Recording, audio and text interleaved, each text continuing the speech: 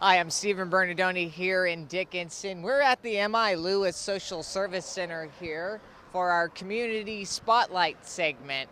We're here to learn more about what this establishment does for those in need in the community. And we're going to speak with some of the individuals working here to learn exactly how they help this community on a day-to-day basis. You were just talking with us here about M.I. Lewis. You said, believe this is your first time that you've been here with us before? Yes, this is my first time. Um, how important is it to you for organizations like this to exist? It's very important. I am a single mother of four, and unfortunately, I've come up on very tough times, losing my job to one of my kids being ill. So, this is very important for anybody that's going through any financial issues in the community. This is amazing. Absolutely. How did you find the M.I. Lewis? I believed I called 211 and they gave me a lot of resources, and they did tell me that this was an amazing organization. Well, there you have it. 211, a great directory that can point you in the right direction to organizations like M.I. Lewis. We're here with Angelica, who's the director here at M.I. Lewis. Thanks for joining us today. Thank you for having us. Of course. So if you could, to get started, tell us a little bit about the history of M.I. Lewis, where it came from, and how it got to where it is today. Sure, absolutely. M.I. Lewis was a pastor here in Dickinson, and he started the M.I. Lewis Food Pantry out of his garage, and it has developed into the agency that we are today. Last year alone, we served 26,000 individuals. So think from 1967, when Reverend M.I. Lewis started in that garage, to where we are today, his legacy is living strong here in this community. Absolutely. Tell me, how important is it to you as an individual, especially working here, for resources like M.I. Lewis to be available in communities around the country? Exactly. Agencies like M.I. Lewis are vital to keeping the community healthy, safe, secure. I can use an example of a family that we're working with right now who's now living in a hotel, and we're going to provide them with food that they can eat in the hotel because, they don't have a stove, they don't have these things. So we're going to assist them with having those meals that they can eat in the hotel while they're in this need.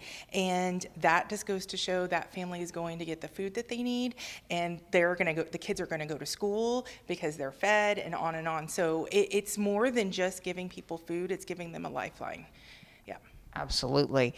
And it seems that as the years go on, more and more people, especially with the economy being in the position it is right now, more and more people are needing assistance programs. Are y'all seeing an increase in assistance requests? Absolutely. What we see the numbers rising in the most are people who have never needed services before, never needed any, and we have connections between other food banks in the area, so we know if a client is going from one place to another.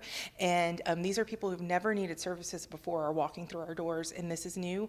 And every month those numbers are rising. Well, I appreciate you speaking with us today. We really appreciate all of the work that you're doing for the community. How about a tour? Absolutely. And thank you to KGTX. We appreciate you coming out and giving us this spotlight, and we'd love to take you on a tour. Let's go. All right. All right. Now we're here with Isabel Sanchez. What's your position here at M.I. Lewis? I'm the outreach coordinator. Okay. And how do you enjoy working here? I absolutely love it. I have such a big passion for it, so it's amazing to be involved in our community. Absolutely, especially helping out a lot of people. She's going to take us on the tour here of M.I. Lewis. So whenever you're ready, let's go ahead and begin. Okay, so this is our self-sufficiency center, and in this classroom, we're able to hold budgeting classes, financial classes. We just do a lot of self-sufficiency. Everything that we have in here is free to our clients. We just like to have an extra resource for people that visit us. Very good. So we have our fridges and freezers over here. They're pretty big. They are both walk-in. Okay. And we have our deliveries that come in through this back door here. So our volunteers and staff are able to organize the food into the fridges and freezers. We do weigh everything that comes in. And make sure we track everything as well. Okay. Out this door is where some of our deliveries are made. Volunteers bring our van to Target and Walmart.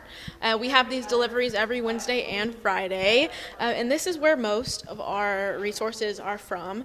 Also food donations, so those do really help a ton, but we're so grateful to have the manpower and hands and feet of people that come in here and help us provide food to the community every single week. What's so special about our caseworkers is that they're able to sit one-on-one with every single client that comes in here, with every single client that visits us. And then this is our front office. This is where clients check in. We get food evaluations every 6 months. Each client that comes in gets evaluated, making sure that we're staying updated with the families and everything. And these are our volunteers that welcome everybody in. Clients get evaluated and checked in. That's not every single day they get evaluated, that's just every 6 months. So they come back here with their food card, and their card is given to each volunteer. Each volunteer checks it thoroughly, making sure that everybody gets what they need. So we like to say it's our little grocery store. Every client has access to bakery items, produce, meat, and then every client that comes in is able to get what we call an A and B bag.